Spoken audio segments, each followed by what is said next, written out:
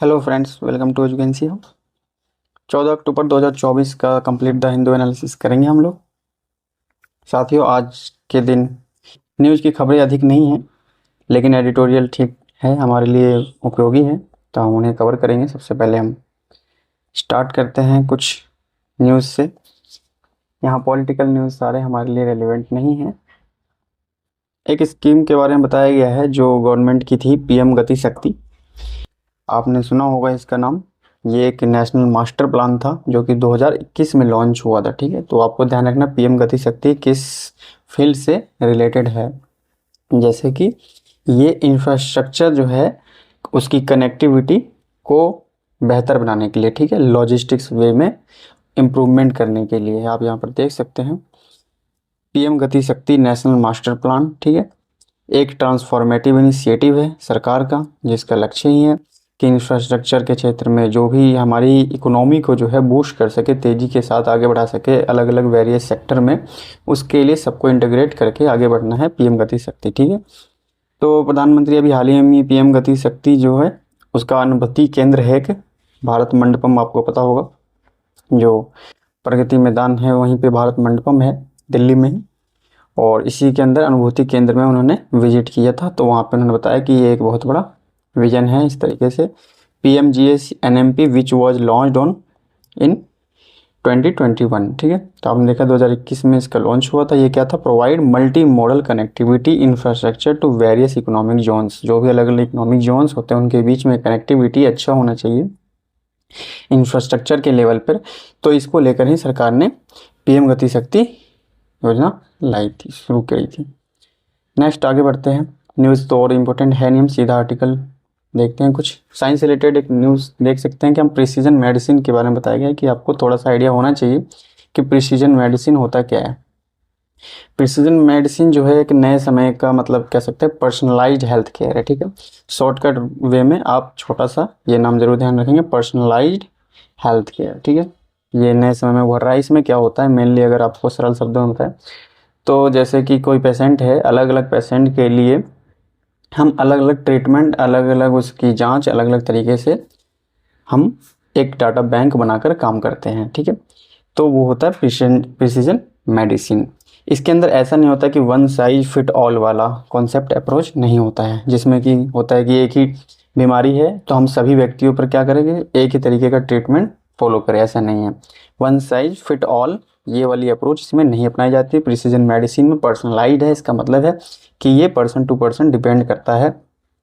कैसे डिपेंड करता है? हर व्यक्ति का डाटा लिया जाता है कि हर व्यक्ति के शरीर में जो है जीन्स अलग है, कुछ ब्लड सेल, कुछ भी मतलब उसके जो भी रिलेटेड डाटा होंगे उसकी बॉडी से, उसके पेशेंट्स के, वो सब एक रिपोजिटरी में मतलब उसका एक बायो बैंक में जमा कर दिया जाएगा। उस पर चाहे रिसर्च आगे करके किया जाए तो उसके लिए एक स्पेशलाइज्ड ट्रीटमेंट तैयार किया जाएगा। ठीक है, तो इस प्रकार से जो ट्रीटमेंट होता है प्रिसीजन मेडिसिन के थ्रू होता है, क्योंकि व्यक्ति विशेष के लिए पूरी प्लानिंग करके इलाज किया जाता है। ठीक है, अब यहाँ पर देख सकते हैं कि बायो बैंक की बात की गई है यहाँ पर कि बायो बैंक क्या होता है। बायो बैंक एक रिपोजिटरी है जिसमें बहुत सारी डाटा को कलेक्शन किया जाता है। जैसे बायोलॉजिकल सैंपल लेंगे, ब्लड लेंगे, DNA सेल लेंगे, टिश्यूज़ लेंगे, ऑर्गन्स होंगे, तो ये सब लेंगे, जेनेटिक डाटा लेंगे। ठीक है, तो एक बायो बैंक बनता है व्यक्ति का, पेशेंट का। ठीक है, और इसमें ही इसको बनाने के लिए इसलिए बताया जा रहा है क्योंकि कल को रिसर्च करके आगे बढ़ना हुआ, ठीक है, तो हमारे लिए हेल्पफुल होगा। देख सकते हैं यहाँ पे बायो बैंक के बारे में बताया गया है कि ये एक प्रकार की रिपोजिटरी है, इसमें ये सारे सैंपल लिए जाते हैं, जेनेटिक डाटा भी होता है। इसके अलावा ये रिसर्च के क्षेत्र में भी देख सकते हैं आप, individual for use in research. ठीक है, तो रिसर्च करने के लिए भी काम आता है ये बायो बैंक डाटा। और प्रिसीजन मेडिसिन जो है वो क्या करता है कि लार्ज वे में, डाइवर्स वे में, है ना, एक तरीके से शोध के क्षेत्र में भी लाभ पहुंचाने का कार्य करता है। इसके अलावा हम कुछ शॉर्ट में देख लेते हैं कि और क्या क्या चीज़ें हैं जो थोड़ा जानना इंपॉर्टेंट रहेगा। Gene editing and mRNA also contribute to precision medicine. आपको पता है नए नए टेक्नोलॉजी का उभार हो रहा है मेडिकल क्षेत्र में, तो जीन एडिटिंग उसी में है कि जीन, आपको पता है हर बॉडी में जीन होती है, तो जीन के अंदर ही एडिट करना, ठीक है, तो वो होती है जीन एडिटिंग के थ्रू भी इलाज होता है। mRNA हो गया, ठीक है, माइक्रो वाला जो आरएनए है उस पर रिसर्च करते हैं, तो ये एमआरएनए हो गया। ये सब क्या करते हैं, प्रिसीजन मेडिसिन में हेल्प करते हैं, ठीक है, कंट्रीब्यूट करते हैं। तो जो शोध करता है वो इन डाटाओं को उपयोग करते हैं थेरेपी में, जीन थेरेपी में, इन सब में। तो एक प्रकार से ये इलाज के भी काम आता है। इसके बाद बताया कि इंडिया का rule book has many gaps, बहुत सारी कमियां हैं उसमें, और उसमें ये नहीं पता चल रहा था, पार्टिसिपेंट डू नॉट नो, वो नहीं जानता है कि how data will be used, हमारा डाटा जो है वो कैसे यूज्ड होगा, कौन यूज करेगा, को किसको प्राप्त होगा, कैसे रखा जाएगा, कब तक रखा जाएगा, है ना, when they will be used, कब यूज होगा। इस तरीके की जानकारियों का अभाव रहता है जो भी पार्टिसिपेंट होता है डाटा को, ठीक है। Pharmaceutical company include those abroad, विदेशी भी होते हैं, will have access to sample from India. ये सारे चीज़ों को लेकर गैपिंग देखने को मिलता है रूल बुक में। इसके बाद बताया गया कि जब तक स्ट्रॉन्ग डाटा और प्राइवेसी से संबंधित चीज़ें नहीं होगी, जैसे strong data and privacy protection, ठीक है, निजता की सुरक्षा सख्त नहीं होगी, will encourage more people to share sample and participant without worry. जब ये सारी होगी कि स्ट्रॉन्ग डाटा हो और प्राइवेसी प्रोटेक्शन ठीक होगा, तो लोग भी इनकरेज होंगे अपने डाटा को शेयर करने के लिए शोधकर्ताओं के साथ बिना चिंता के, ठीक है। तो यहाँ पर यही बताया गया कि प्रिसीजन मेडिसिन जो है वो तभी उभर के आएगा जब बायो बैंक और रूल बुक, प्राइवेसी, ये सब चीज़ों का मेंटेन किया जाएगा, तो ये एक बेहतर कारगर सिद्ध होगा, क्योंकि व्यक्ति पार्टिसिपेंट अपना डाटा दे भी पाएगा, तभी तो आगे चीज़ें बढ़ पाएगी, ठीक है। अब हम एडिटोरियल पेज पर आते हैं और यहाँ पर देखेंगे हम China, India and new Delhi quad dilemma, ठीक है।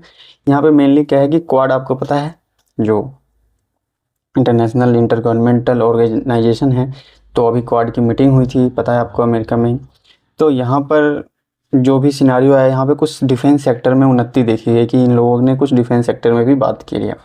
तो यहाँ पर ऑथर जो है वो यही बताना चाह रहे हैं कि सारी की सारी जो ये क्वाड देश में, आपको पता है कि 4 मेंबर्स कंट्री हैं, तो ये चारों के चारों का जो पूरा फोकस था वो चाइना को कहीं ना कहीं चेक रोकने के लिए था, ये सारा प्रयास था। तो यहाँ पर ऑथर कह रहे हैं कि इंडिया जो है ज़्यादा वेस्ट और यूएस की एलाई में ज़्यादा ना झुके डिफेंसिव वे में, सिक्योरिटी के रीजन से, क्योंकि इससे चाइना को गलत मैसेज जाता है, गलत तरीके से वो इसको हैंडल कर सकता है, ले सकता है, जो कि ठीक नहीं होगा इंडिया के लिए, क्योंकि ये सही नहीं है। और इसके लिए भी कई पॉइंट ऑफ व्यू रखे गए यहाँ पे, तो हम देख सकते हैं क्या क्या बातें कही गई है।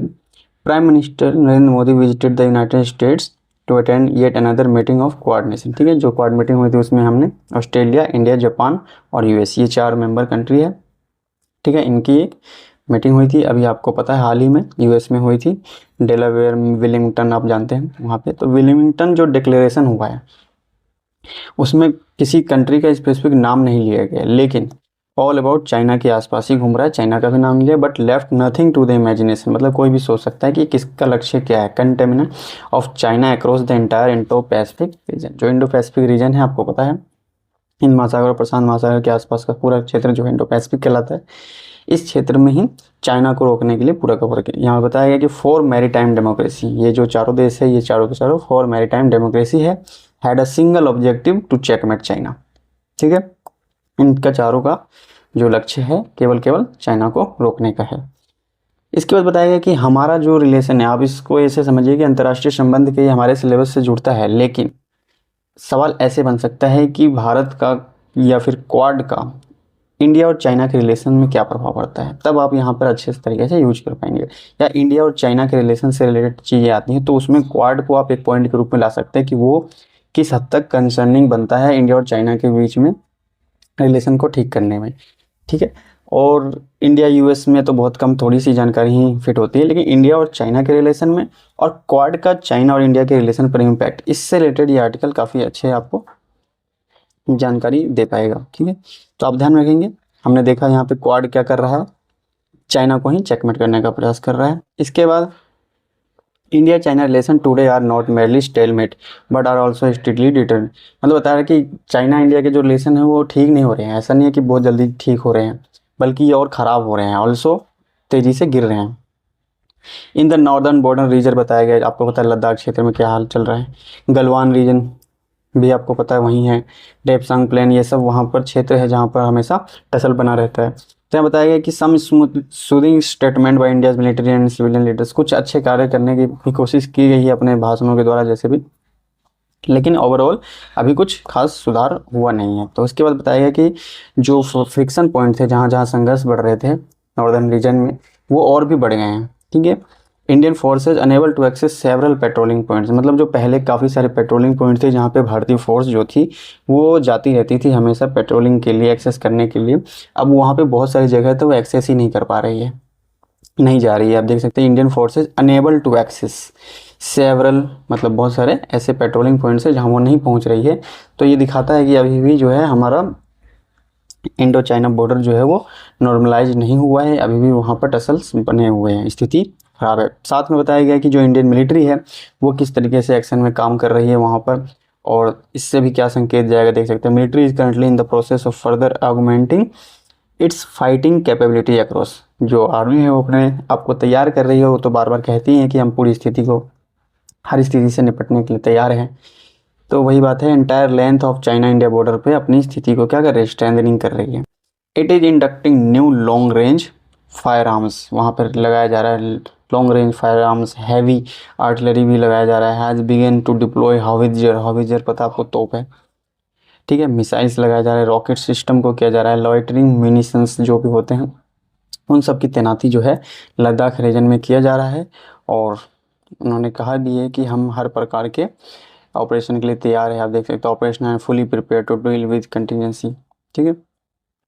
तो ये हम देख रहे हैं कि इंडिया चाइना के रिलेशन में कुछ पेट्रोलिंग पॉइंट है वहाँ को लेकर है, और साथ में इंडियन मिलिट्री अभी कुछ एक्शन में। इसके अलावा बताया गया कि यहाँ पर इसलिए हमारे लिए ज़्यादा इंपॉर्टेंट भी नहीं चीज़ें थी क्योंकि यहाँ पर एग्रेसिव नेशनलिज्म के बारे में बताया गया कि चाइना में जो है एग्रेसिव राष्ट्रवाद रही है, उग्र उग्र तरीके से रही है।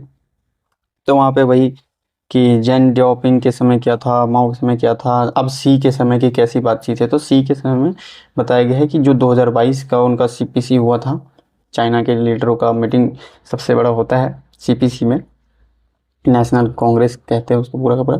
ये देख सकते हैं in 2022 in the course of the 20th national congress of the CPC, जो उनका 20वां था राष्ट्रीय अधिवेशन कह सकते हैं। स्टेटमेंट्स मेड बाय चाइना का लीडर, उन्होंने कहा था appear to reveal an increasingly aggressive brand of Chinese nationalism.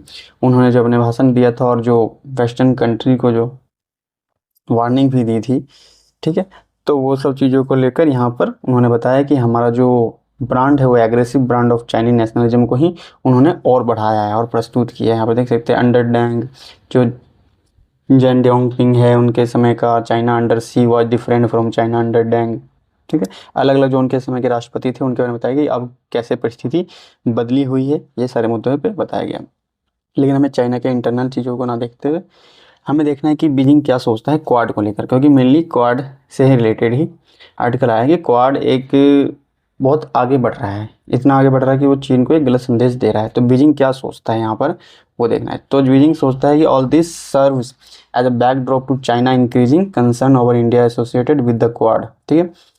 इसको लेकर चाइना अपना कंसर्न रखता है और वो मानता है कि ये एक US sponsored coalition of the willing है, मतलब इच्छुक राष्ट्रों का गठबंधन है जो कि यूएस द्वारा प्रायोजित है, ठीक है। इस तरीके का गठबंधन मानता है बीजिंग, मतलब चाइना।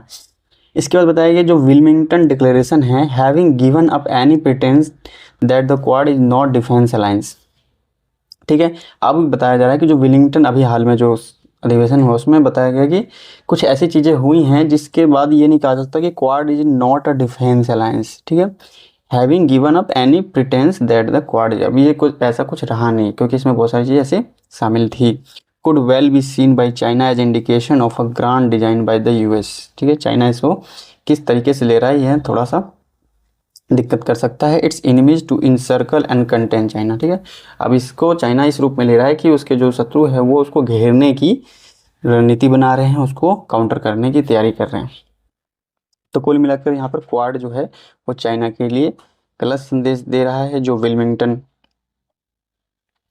सॉरी दोस्तों, तो जो क्वाड है वो चाइना के लिए एक गलत संदेश जा रहा है। जो हमने उसमें मिलिट्री और डिफेंस से रिलेटेड चीज़ें इंक्लूड करी है उसके बाद से देख सकते हैं India must take due care not to send out any wrong signals as the consequence of this could be serious, ठीक है।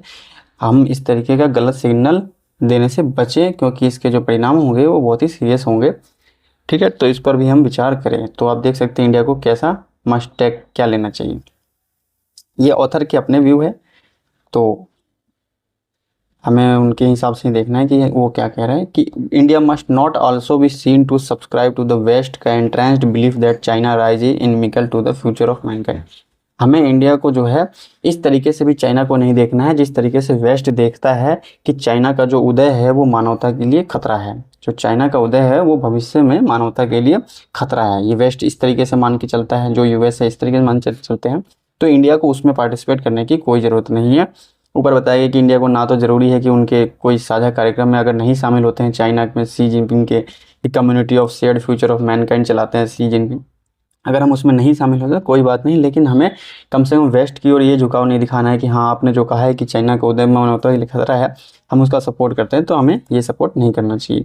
इसके बाद बताया कि in the context of China हमें क्या करना है, hence be prudent for India not to be seen to be increasing its security congruence with the US and the west. बताया गया है कि हमें चाइना के संदर्भ में ध्यान रखते हुए उसको रोकने के लिए, उसको इस तरीके से काउंटर करने के लिए हमें ये ध्यान रखना होगा कि हम यूएस और वेस्ट के उस एलाई में, सिक्योरिटी अलायंस में फंस के ना रह जाए, क्योंकि इससे ओवरऑल इंडिया और चाइना के रिलेशन ख़राब होंगे और हम सिक्योरिटी थ्रेट उत्पन्न कर सकते हैं। ये सारी बातें बताई गई हैं, आपने देखा इंडिया चाइना के रिलेशन से रिलेटेड ये चीज़ें थी। इसके अलावा नेक्स्ट जो आर्टिकल है वो अर्बन से रिलेटेड है, यानी शहरी क्षेत्र की जो समस्याएं हैं और जो इन्वायरमेंट से जुड़े हुए जो फैक्टर होते हैं उससे रिलेटेड है। अब हम इसमें देखेंगे कि जो अभी हाल फिलहाल में जो गर्मी बीती है इस समय मानसून का या फिर जैसे भी, इस समय हमने हीट वेव्स काफ़ी देखा। तो यहाँ पर यही बताया जा रहा है कि जो शहरी क्षेत्र वो किस प्रकार की चीज़ों का सामना कर पा रहा है। इस साल जो गर्मी है बताया गया है कि उसने सारे रिकॉर्ड तोड़ दिए। रेड अलर्ट पूरे राष्ट्र में घोषित हुए, 200 से ज़्यादा लोग हीट वेव के कारण लाइफ खो दी अपनी। काउंटलेस मोर वर वेंट अनरिकॉर्डेड, बहुत सारे तो रिकॉर्डेड ही नहीं है। दिल्ली में बताया गया कि एक्सपीरियंस्ड हुआ था 50 डिग्री से भी ज़्यादा सेल्सियस यहाँ पे बढ़ गए थे अनप्रेसिडेंटली। तो ये सारी चीज़ें यहाँ पे बताया गया क्या क्या हमें खतरा आगाह करके जा चुका है इस बार की जो गर्मी थी। ठीक है, उसके बाद क्या बताया गया कि urban areas in India have faced increasingly severe and frequent heat waves. ये बताया जाए कि लगातार तेज़ी से जो शहरों का क्षेत्र है वहाँ पर हीट वेव्स बढ़ते जा रहे हैं। किस कारण बढ़ते जा रहे हैं? Due to urban heat island. Urban heat island बन जाता है, यानी कि अगर ये शहरी क्षेत्र है तो यहीं पर एक पूरा का पूरा ये इन्वायरमेंट है ये बहुत ज़्यादा हीट के शिकार हो जाता है। ठीक है, तो ये जो आइलैंड का रूप ले लेता है बल्कि आसपास नहीं होता है। तो क्यों नहीं होता है? तो इसका कारण है वही बताया जाएगा यहाँ पे, क्योंकि यहाँ पे कंक्रीट है, डामर है, इस तरीके की चीज़ों की संरचना है, कांच की संरचनाएं अधिक है, जिससे जो गर्मी है वो इतनी दूर में फंस के रह जाती है। तो जब फंस के रह जाती है तो इसको कहते हैं हीट डोम। ठीक है, हीट डोम बोलते हैं, जिसमें एक प्रकार का हीट का गुंबद बन जाता है पूरा का पूरा एरिया, और वो न गर्मी बाहर निकल पाती है तो इसके अंदर ही फंसी रह जाती है। तो यही चीज़ है आइलैंड में।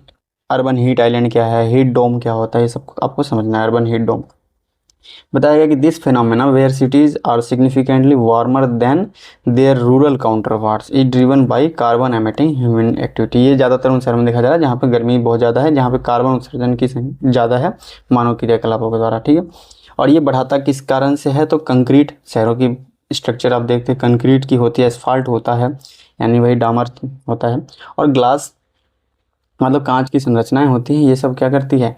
हीट को रिटेनिंग कर लेती है, सोखने लग जाती है, रोक लेती है। इनकॉर्पोरेट हब्स, मतलब आप जानते हैं गुरुग्राम को, जहाँ पे बहुत सारी कंपनी फैक्ट्री, वहाँ पे स्लीक क्लास बिल्डिंग बहुत सारे हैं, कांच की building, while modern and attractive लगती हैं, लेकिन trap heat and increase energy consumption. ठीक है, ये हीट को क्या कर लेती है? ट्रैप कर लेती है। I hope you understand clearly the severity of these issue. इन सब का जो खतरा है किस पर पड़ता है? इमिडिएटली अटेंशन बताया गया कि एज पुअर अर्बन प्लानिंग जो है, पुअर अर्बन प्लानिंग मतलब एक बेकार तरीके से जो शहरी का योजना होती है वो क्या करती है? मार्जिनलाइज्ड कम्युनिटी को ज़्यादा इफेक्ट करती है। मार्जिनलाइज्ड कम्युनिटी हम जानते हैं जो सबसे ज़्यादा वल्नरेबल होती है, सबसे ज़्यादा इम्पैक्ट उन्हीं पर पड़ता है। जैसे डिलीवरी बॉयज़, उनका तो काम ही है बाहर निकल कर ही सामान पहुंचाना, तो वो खुले में जाएंगे तो हीट वेव्स खुले में ही आता है। ठीक है, ऑटो ड्राइवर्स दिन भर धूप में रहते हैं गर्मियों में, खुले में उनको ही सबसे ज़्यादा हीट लगेगा। कंस्ट्रक्शन वर्कर दिन भर खुले में वो काम करते हैं, आउटडोर इन लोगों का काम है। ऐसी महिलाएं जो कि घरेलू चीज़ों की खरीदारी के लिए बाहर जाती हैं बार बार, ठीक है। स्ट्रीट वेंडर्स हो गए, जो छोटे खुदरा व्यापारी होते हैं, विक्रेता होते हैं, वो लोग, ठीक है। ऐसे लोग क्या है कि बहुत ज़्यादा खतरे में होते हैं। These individuals face to harshest consequence, सबसे ज़्यादा परिणाम भुगतते हैं वो पुअर अर्बन प्लानिंग का, जो बेकार शहरी नियोजन होता है उसका सबसे ज़्यादा खतरा यही लोग झेलते हैं। They are on the front line, ये लोग सबसे ज़्यादा फ्रंट के लाइन भी होते हैं, पीड़ित होते हैं इस अर्बन बेकार प्लानिंग के। बताया गया कि पुअर अर्बन प्लानिंग जो है वो अनचेक रहता है, part because the privileged who have more influence, जो कि विशेषाधिकार प्राप्त लोग हैं और उनके पास ज़्यादा प्रभाव है कि वो प्लानिंग में कुछ कर सकते हैं, लेकिन वो क्या करते हैं, लेस इफेक्टेड, वो सक्रिय ही नहीं रहते हैं क्योंकि वो प्रिविलेज्ड है और उनके पास क्या है, एयर कंडीशन है, तो उनको दिक्कत नहीं होता है, टेक्नोलॉजी है उनके पास, पैसा है उनके पास, विशेष अधिकार है उनके पास। तो वो जो ज़्यादा प्रभावी लोग हैं जो इस तरीके की प्लानिंग, अर्बन प्लानिंग में मदद कर सकते हैं, वो लोग इससे लेस इफेक्टेड है, मतलब उनके ऊपर प्रभाव ही इसका कम पड़ रहा है हीट वेव्स का, तो इसलिए वो इस काम में इनएक्ट रहते हैं, मतलब कोई सक्रियता नहीं दिखाते हैं क्योंकि उनके ऊपर प्रभाव नहीं पड़ रहा है। देख रहे हैं आप, इन एयर कंडीशन इन्वायरमेंट में वो लोग रहते हैं, तो जब प्रभाव पड़ना शुरू हुआ तभी वो लोग एक्शन भी लेते हैं, ठीक है। विशेष अधिकार प्राप्त जो लोग हैं, आवर टेक इनेबल्ड, बताया गया कि जो टेक इनेबल्ड इकोसिस्टम है रीडिफाइंड, दोबारा से इसको रिडिफाइंड हुआ है। लग्जरी क्या है, क्रिएटिंग अ कंफर्ट ट्रैप, ठीक है। कंफर्ट ट्रैप बनता जा रहा है कि लोग अपनी सुविधा की चीज़ों को प्राप्त कर ले रहे हैं और लग्जरी जीवन जीने का योग्य, लेकिन मार्जिनलाइज सेक्शन का क्या होगा, ये तो कोई नहीं विचार कर रहा है इस पर। When the privilege encounter issues such as poor public services, बताया जाए जब प्रिविलेज जो विशेषाधिकार प्राप्त लोग हैं वो जब मुद्दे को उठाते हैं तब क्या बनता है, ये मीडिया अटेंशन में आता है, ठीक है।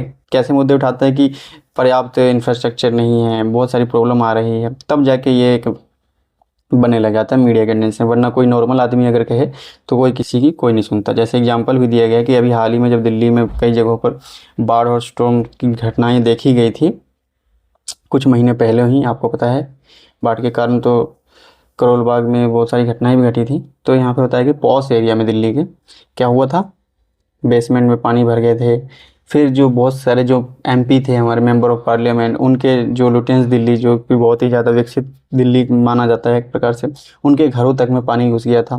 तब देखा गया कि this led to swift action by the authority, तब अथॉरिटी बहुत तेज़ी से काम करने लग गई थी।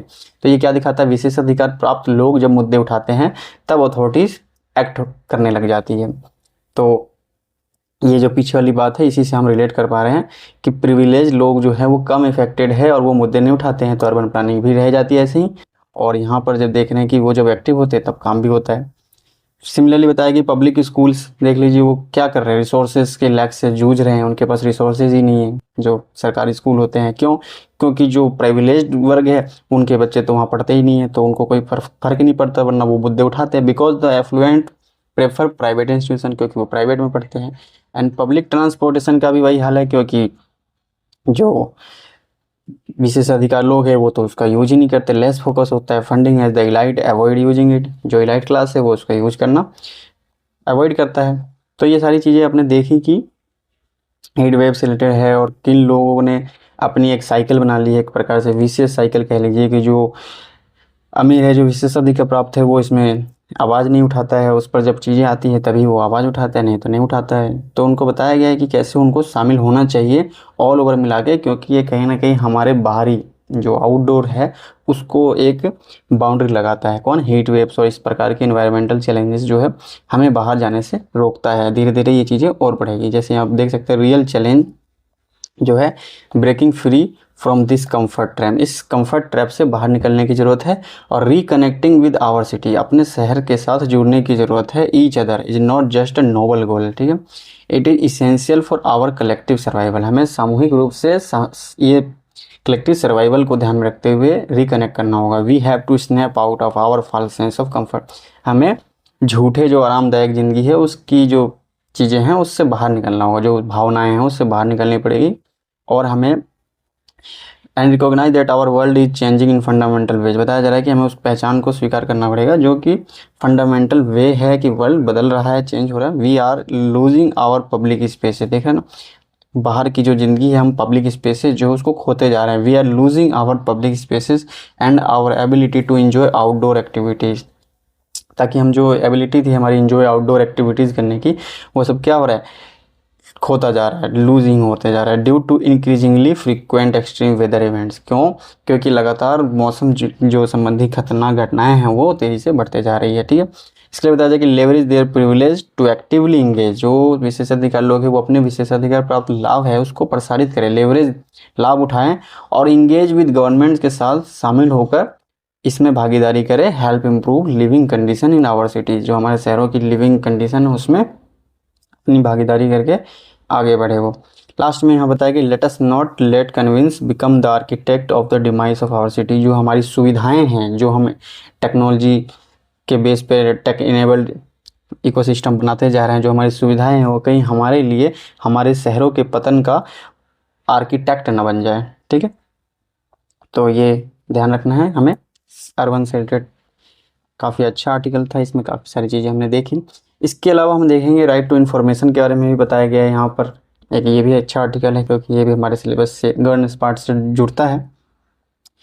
तो यहाँ पे आपको पता है आरटीआई एक्ट 2005 का है और इस लॉ ने बहुत सारे इंडियंस को एम्पावरिंग करी थी, सशक्तिकरण की चीज़ें हुई थी और इससे हमें सरकार में क्या चीज़ें घट रही हैं पारदर्शिता देखने को मिली थी, भ्रष्टाचार को कम करने के लिए एक बेहतर हथियार साबित हो रहा था ये पीपल्स के लिए। यहाँ पे कुछ मुद्दे उठाए गए हैं जो कि ये राइट टू इन्फॉर्मेशन की जो कह सकते हैं कि प्रभावशीलता है उसको कम करके दिखाया गया है कि यहाँ पर क्या क्या चीज़ें जो हैं इसकी प्रभावशीलता को कम करती है।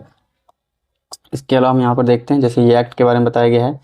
फिर विच हैज जस्ट इंटर बताया गया कि अभी हम 20वें साल में एंटर भी कर चुके हैं, क्योंकि पता है आपको 2005 से चालू हुआ था तो अब 20वें साल में प्रवेश कर चुका है यहीं पर। इसके बारे में बताया गया कि अब क्या क्या हो रहा है यहाँ पे। सबसे पहले हम देखेंगे कि जो गवर्नमेंट बताया गया है यहाँ पे ऑथर के हिसाब से कि government are scuttling the RTI act, government जो है आरटीआई को निष्क्रिय करने का प्रयास कर रही है। किस कारण से? By not appointing information commissioners. Information commissioner आपको पता है जो सूचना आयुक्त होते हैं उनकी नियुक्ति नहीं करके गवर्नमेंट क्या कर रही है, आरटीआई एक्ट को एक प्रकार से निष्क्रिय करने का प्रयास कर रही है। और allowing the commissions to crumble under the weight of mounting backlogs, मतलब उनको छोड़ दिया है इस हाल पर कि वो जो उनके ऊपर बैकलॉग्स है वो बढ़ते जा रहा है उसके बोझ तले वो लोग दब जाए। ठीक है, इस हाल पर उनको छोड़ दिया गया है क्योंकि ध्यान नहीं दिया जा रहा है, बहुत सारे वैकेंट पोस्ट है वो खाली पड़े हैं। जब सूचना आयुक्त ही नहीं होंगे तो फिर सूचना से जुड़ी हुई जो सारी मशीनरी है वो काम ही नहीं कर पाएगी। तो यहाँ पर बताया गया है कि एक रिपोर्ट है 2023-24 की जो कि सतर्क नागरिक संगठन है, एक सिटीजन ग्रुप है जो कि कैंपेन करता है पारदर्शिता ट्रांसपेरेंसी के लिए सरकारी कार्यों में। उसने अपने डाटा में बताया कि that 7 out of 29 information commission were defunct for very, मतलब 29 में से 7 जो कमीशन थे वो तो पिछले साल किसी न किसी समय पे निष्क्रिय पड़े थे, डिफंक्ट थे, मतलब कोई काम नहीं कर रहे थे। ठीक है, तो ये घटनाएं हुई। इसके अलावा बताया गया है कि जो कमीशन ऑफ झारखंड है, झारखंड का जो कमीशन है not been functional for over 4 years, मतलब 4 सालों से वो काम नहीं कर रहा है। इसी प्रकार से त्रिपुरा का जो है वो 3 सालों से काम नहीं कर रहा है। जो तेलंगाना का है वो 1.5 सालों से काम नहीं कर रहा है। ठीक है, तो यहाँ पर देख सकते हैं कि ये सूचना आयोग कमीशंस की ये हाल हो रखे हैं अलग अलग राज्यों में। यही सब यहाँ पर many information commissions were found to be functioning without an adequate number of commissioner. बहुत सारे आयोग ऐसे हैं राज्यों के जो कि सूचना आयोग जिसमें कि पर्याप्त संख्या में जो है वहाँ पे आयुक्त ही नहीं है। ठीक है, ये भी बताया गया। जैसे information commission of Maharashtra with a backlog more than 1 lakh appeals and complaint, उनके पास बैकलॉग में इतनी सारी 1 लाख अपील तक पड़ी हुई है, कंप्लेंट है, और जो कि खुद ही इज हेडलेस, मतलब उनका खुद का अध्यक्ष भी नहीं है। तो सोच सकते हैं आप। इसी प्रकार से 6 out of 11 post of commissioners are lying vacant. ठीक है, 11 में से जो 6 है वैसे ही पोस्ट खाली हुई है। फिर 2015 के बाद बताया गया कि जो सेंट्रल है, आपको पता है सेंटर में होता है, एक राज्य के होते हैं एक सेंटर के होते हैं। सिंस में 2015 मतलब 2015 के बाद से not a single information commissioner has been appointed to the central information commission.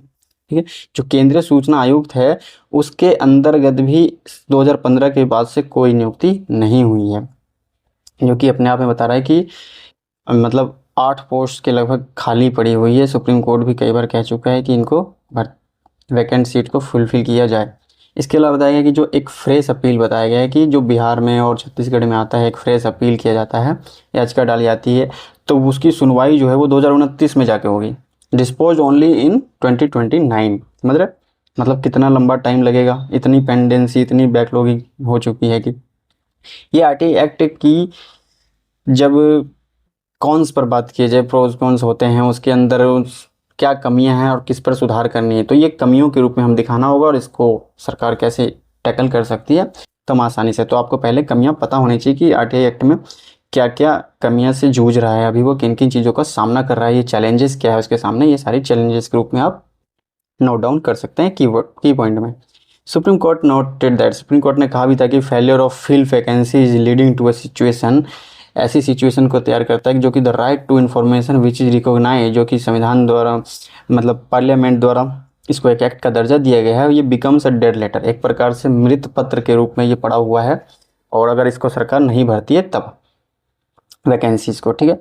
इसके अलावा बताया गया कि जो मेजोरिटी ऑफ अपॉइंटीज है और इधर रिटायर्ड, जो बहुत सारे नियुक्त होते हैं इस पद पे सूचना आयुक्त के, वो क्या होते हैं, ज़्यादातर रिटायर्ड पर्सन होते हैं, एज्ड होते हैं, गवर्नमेंट ऑफिशियल्स होते हैं, या people who enjoy political patronage, जो राजनीतिक संरक्षण पाते हैं, ऐसे लोग क्या बन जाते हैं, आयुक्त बन जाते हैं। और इनके कारण क्या होता है कि ये ना दंड देने से बचते हैं, they are often reluctant to act against violation of the transparency law, इसके उल्लंघन से, ट्रांसपेरेंसी लॉ से बचने का प्रयास करते हैं। देख सकते हैं डाटा बताया गया है कि commission did not impose penalty 95% cases where penalties could be impose, जहाँ पे 95% ऐसे मामले मतलब पेनल्टी लगाई जा सकती थी, जो कि पेनल्टी लगाने के लिए पर्याप्त नियम कायदे प्रावधान दिखाई पड़ रहे थे, वहाँ पर भी 95% मामलों में पेनल्टी ही नहीं लगाई गई। तो ये सब बताया जा रहा है कि दंड देने से बचते हैं ये लोग भी। इससे गलत संदेश जाता है कि कानून का उल्लंघन करने पर भी दंड का कोई प्रावधान नहीं है, तो सोच सकते हैं कैसा मैसेज जा रहा है। इसके बाद बताया कि लास्ट 5 ईयर्स में there have also been regressive amendment, काफ़ी सारे अमेंडमेंट हुए आरटीआई एक्ट को लेकर, और ये बताया गया कि इससे कमज़ोर हो रहा है आरटीआई एक्ट। जैसे 2019 का एक्ट संशोधन है, डिस्पाइट स्ट्रॉन्ग ऑब्जेक्शन, काफ़ी सारे सिविल जो संस्थाएं थी, अपोजिशन पार्टी जो थी, उन्होंने भी विरोध किया था, फिर भी सरकार ने जो है उसको पास किया था। आपको पता होगा क्या क्या चीज़ें थी वो, उसमें mainly amendment which dealt a blow to the autonomy of information commission by empowering the central government, मतलब उसकी ऑटोनॉमी को काफ़ी हद तक कम करने का प्रयास किया गया था इस अमेंडमेंट के थ्रू, ऐसा ऑथर बता रहे हैं। जिसमें क्या था कि सरकार ने अपने हाथ में ये ले लिया था सारी चीज़ें कि अब हम डिसाइड करेंगे कि जो सूचना आयुक्त होगी उसका समय कितना होगा, टेन्योर कितना होगा, उसको सैलरी कितना मिलेगी, पेंशन कितना मिलेगा, और पोस्ट रिटायरमेंट के बाद उसको क्या क्या चीज़ें मिलेगी, ये सब कौन डिसाइड करेगा, गवर्नमेंट डिसाइड करेगी, केंद्र सरकार जो है वो डिसाइड करेगी। जब ऐसी शक्ति सरकार के हाथ में चली जाएगी और सरकार अपने लोगों को बैठाएगी, तो ये कैसे उम्मीद की जा सकती है कि वो सरकार के ही एजेंसी, सरकार के ही संस्था, सरकार के ही व्यक्ति के खिलाफ कोई सूचना याचिका आई हुई है तो बिल्कुल निष्पक्ष होकर काम कर पाएगा। तो ये सीधी सी बात है कि आर्टिकल से बताया गया कि जो उसकी ऑटोनॉमी थी, स्वायत्तता थी कि खुद से वो काम कर सकता था फ्रीडम के साथ, वो काफ़ी हद तक कम हुआ है उसका। फिर बताया गया एक और एक्ट है, digital personal data protection act, ठीक है। आप इन एक्ट्स का ध्यान रखेंगे कब कब किस में संशोधन हुआ है, कहाँ कहाँ क्या है। 2023 में हुआ था, तो इसमें एक्सप्लिसिट एक प्रोविज़न डाल दिया गया और उसके थ्रू ये कर दिया कि जो भी निजीगत पर्सनल इन्फॉर्मेशन के नाम पे छूट दे दी गई कुछ हद तक, कि RTI law to exempt all personal information from disclosure, उसको खोलने से बाध्य नहीं है। इस तरीके की बातें की गई इस एक्ट में, जिससे भी माना गया कि हाँ आरटीआई एक्ट को कमज़ोर करने का प्रयास कर रही है सरकार, ऐसा ऑथर मान रहे हैं। According to Transparency International India data का जो डाटा है उसमें बताया गया है कि नियरली 100 से ज़्यादा लोग जो है वो मारे गए हैं आरटीआई एक्ट के, जो एक्टिविस्ट थे। हज़ारों लोगों के साथ असॉल्ट हुआ है, थ्रेटन हुआ है, बहुत सारी चीज़ें हुई भी थी। विसल ब्लोअर प्रोटेक्शन एक्ट भी आपको ध्यान रखना है, 2014 का है और ये पास हो चुका है, लेकिन इसका रूल ही नहीं है। सरकार ने बताया गया central government has failed to formulate rules, अभी तक सरकार ने इसका रूल्स बनाने में काम नहीं किया है इस केंद्र सरकार ने, और जब रूल्स नहीं बनते तब तक वो ऑपरेशनलाइज नहीं होते, मतलब वो कार्य नहीं करते हैं, एक प्रकार से बस बने हुए हैं। तो जिस दिन रूल बन जाएंगे तभी ऑपरेशनलाइज सही तरीके से हो पाएगा। तो देख सकते हैं कि विसल ब्लोअर एक्ट भी ऐसे ही पड़ा है, जिसमें कि सुरक्षा दिया गया था एक्टिविस्टों को। Every year some 6 million information applicants are file India, हर साल भारत में 60 लाख के आसपास सूचनाएं मांगी जाती है आवेदन के थ्रू, ये भी डाटा आप नोट कर सकते हैं। An erosion of this fundamental right is an erosion of democracy, author यहाँ बता रहे हैं कि अगर इस फंडामेंटल राइट, इस अधिकार का क्षरण होता है तो अंततः लोकतंत्र का भी क्षरण होगा। इसके अलावा हम नेक्स्ट आगे बढ़ते हैं। यहाँ पर देख सकते हैं केरला में अभी लैंडस्लाइड आया था, उसके बाद वहाँ पर रडार लगाने की बात चल रही है। तो हम देख लेते हैं कि रडार क्या होता है। रडार जो है मेनली एक शॉर्ट फॉर रेडियो डिटेक्शन के लिए रेंजिंग प्रणाली है एक प्रकार से कह सकते हैं, जो कि आसपास की चीज़ों से रेडियो से डिटेक्ट करता है चीज़ों को। और the device uses radio waves का इस्तेमाल करता है ये radar to determine the distance, दूरी पता करने में, उसका वेलोसिटी कितनी है, वेग कितना है, फिजिकल कैरेक्टरिस्टिक क्या है ऑब्जेक्ट्स का, ये सब पता करने के लिए रडार उपयोग में लाया जाता है। 1950 से ही भारत जो है वो वेदर से रिलेटेड जानकारी के लिए रडार यूज करता रहा है।